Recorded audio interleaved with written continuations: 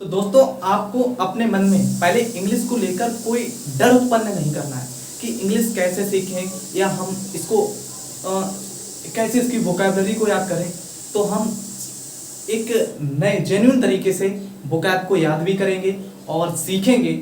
हम आपके साथ हैं और आप मेरा सपोर्ट कीजिए और हम बहुत जल्दी एक बेहतरीन क्लास के रूप में प्रस्तुत करेंगे आपको, क्योंकि जब आप हमारा सपोर्ट करेंगे और मैं आपका सपोर्ट करूंगा तो मैं भी सीखूंगा और आपको भी सिखाऊंगा। तो सबसे पहले मान लीजिए, यदि इंग्लिश का मान लीजिए एक व्यक्ति है, मान लीजिए ये व्यक्ति हो गया, ठीक है, और एक व्यक्ति ये हो गया और एक व्यक्ति ये हो गया, एक व्यक्ति ये हो गया और एक व्यक्ति ये हो गया।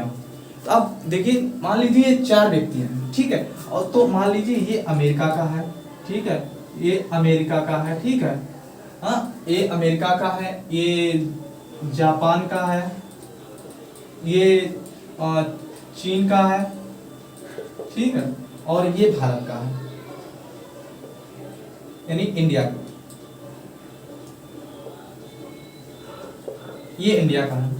तो अब ये चारों व्यक्ति, जब मान लीजिए कोई बड़ा सा होटल है, कोई बड़े होटल में आए और चारों मिल गए। अब क्योंकि इसकी भाषा अलग है, इसकी भाषा अलग है, और इसकी भाषा अलग है, और इसकी भाषा अलग है, यानी चारों की भाषा अलग अलग है। तो अब इन्हें एक दूसरे से बात करनी है, तो इन्हें कोई तो ऐसी लैंग्वेज होनी चाहिए जिससे ये आपस में चारों हैं बात कर सकें।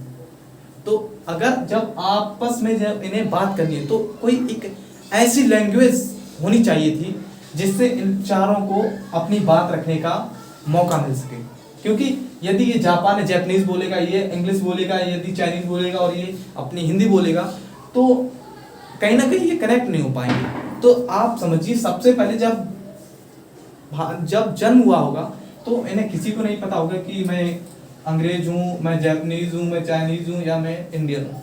किसी को अपनी लैंग्वेज का पता नहीं होगा। तो जब यानी इन्होंने कैसे अपने आप को एक भाषा के रूप में जाना, जब ये व्यक्ति आपस में मिले होंगे, इन्होंने जाना होगा, किसी लैंग्वेज को सीखा होगा। यानी पैदाइशी तो कोई नहीं सीख कर आता ना, इन्होंने भी सुना होगा, स्वर साउंड सुनी होगी। कोई अंग्रेज ने बोला होगा ए बोला होगा, है ना, ही बोला होगा, मैन बोला होगा, और यहीं इंडिया वाले ने आदमी बोला होगा या एक बोला होगा, ऐसे हिंदी में बोला होगा। जापानीज ने कुछ अपने जापानीज शब्दों में बोला होगा, चाइनीज ने चाइनीज शब्दों में बोला होगा। तो जब हमें मालूम पड़ा कि ये अलग अलग भाषाएं, अलग अलग तरह से, अलग अलग जगह पर रहने वाले लोग अलग अलग तरह की भाषाएं बोल रहे हैं, तो इन्हें कम्युनिकेट करने के लिए, आपको मालूम है इंग्लैंड ने 200 वर्ष तक भारत पर राज किया, अमेरिका पर भी किया, लगभग मैक्सिमम देशों पर इंग्लैंड का राज रहा है।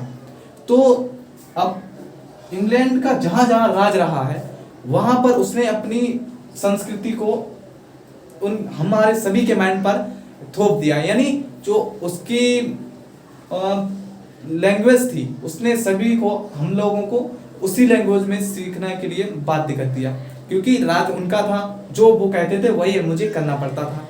तो अब हमें किसी से कम्युनिकेट करना होता था, जैसे हमें पढ़ाई करने जाना है, विदेश जाना है, तो हमें इंग्लिश की महत्वपूर्ण भूमिका मालूम पड़ती थी, क्योंकि सभी देशों में इन्होंने राज कर रखा था।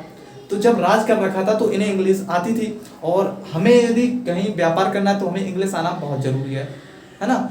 तो वही चीज के लिए हमारी इंग्लिश का जन्म होता है। हाँ, जब मान लीजिए एक ये व्यक्ति है, जब इसने बोला होगा कुछ, जब इसने अपने मुंह से कुछ बोला होगा, है ना, जब इस व्यक्ति ने अपने मुंह से कुछ बोला होगा तो मतलब कुछ निकला, साउंड ही होगा ना। तो सबसे पहले किस चीज का जन्म हुआ?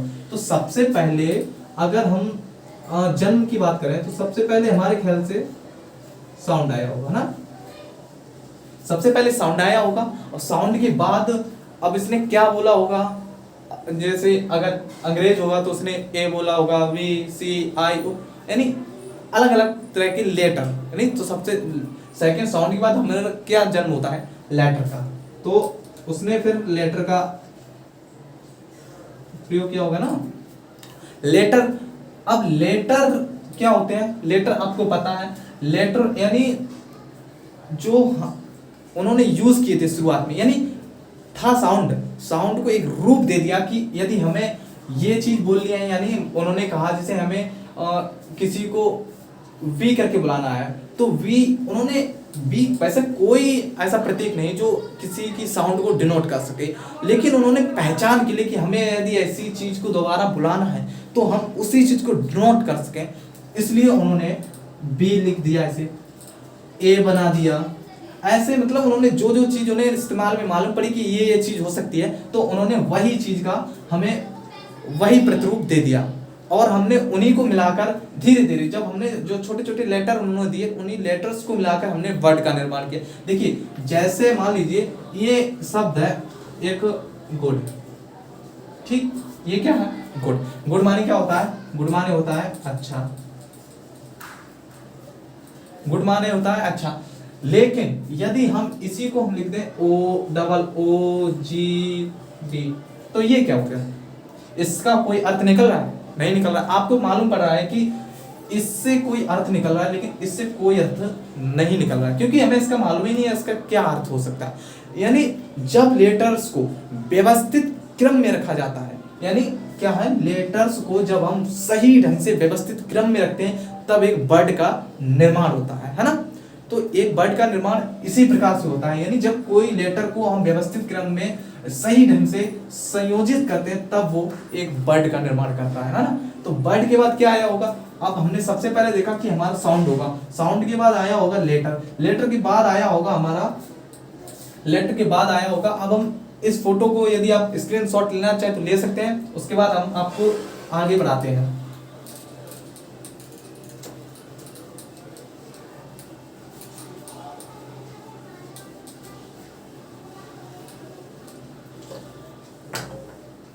तो हम पढ़ रहे थे इंग्लिश,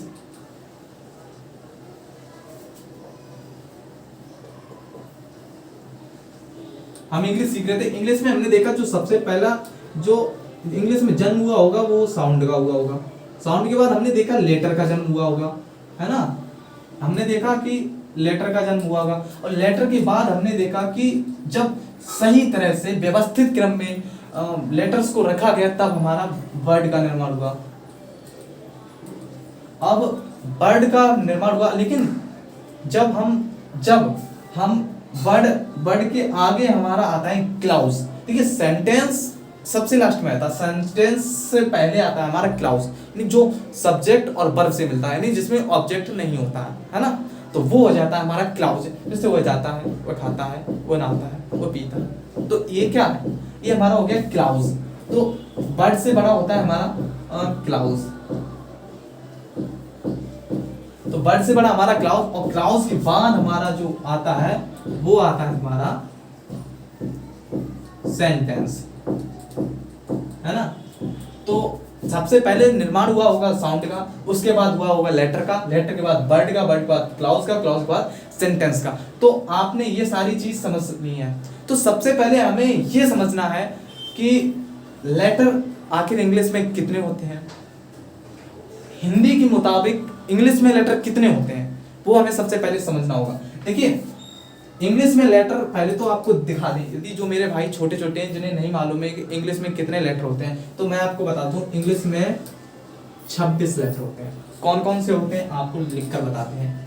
पहला होता है ए, दूसरा होता है बी, तीसरा होता है सी, चौथा डी, पांचवा ई, छठा एफ, सातवां जी, आठवां एच, नौवां आई और 10वां जे, 11वां के, 12वां एल, 13वां एम, 14वां एन, 15वां ओ, 16वां पी, 17वां क्यू, 18वां आर, 19वां एस, 20वां टी, 21वां यू, 22वां बी, 23वां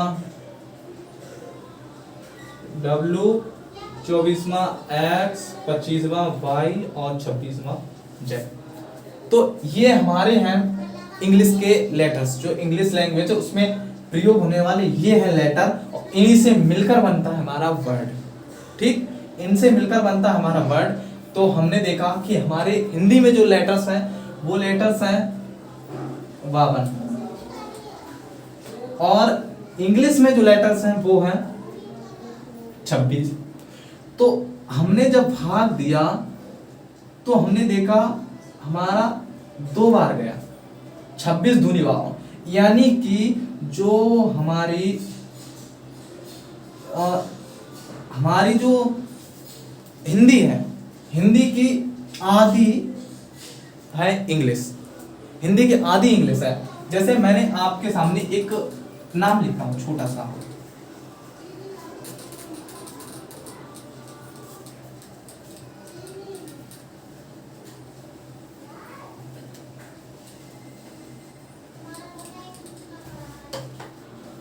मैंने आपके सामने एक नाम लिखा जैसे कमल। तो कमल आपने इंग्लिश में देखा का से क्या बनता है, आपने पढ़ा होगा के, माँ से क्या बनता है एम, ला से क्या बनता है एम।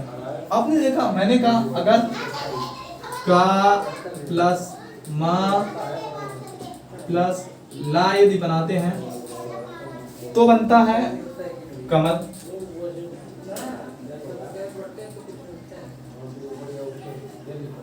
लेकिन यदि के एम एल बनाते हैं तो हमारा कमल नहीं होता है। अर्थात हमें मालूम पड़ गया कि जो हिंदी है इंग्लिश की दूनी है, यानी उसमें 26 लेटर्स होते हैं, इसमें 52 होते हैं।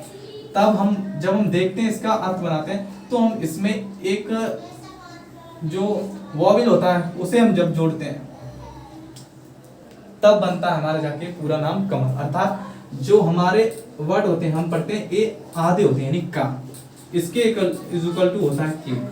हाँ, ऐसे खा, इसके खा पूरा नहीं, ये आधा होता है, तब इसके बराबर में बनता है केयर। जब हम इसे पूरा जब लिखते हैं का तो इसके इक्वल टू होता है के ए। आपको ये बात पूरी अच्छी तरह से समझ में आ गई होगी, और मुझे उम्मीद है कि आपको ये हमारा क्लास अच्छा लगा होगा। क्योंकि अभी हमारा चैनल मोनेटाइज नहीं हुआ तो हमारे पास एक प्राइवेसी है, हम 15 मिनट से ज़्यादा की वीडियो अपलोड नहीं कर सकते। तो इसलिए आज की क्लास को हम यहीं पर स्टॉप करेंगे और हम यहीं से अपनी कल क्लास स्टार्ट करेंगे। और मैं आपको वचन देता हूँ, मैं खुद तो सीखूंगा ही, लेकिन आपको इंग्लिश 100% सिखा कर ही रहूँगा।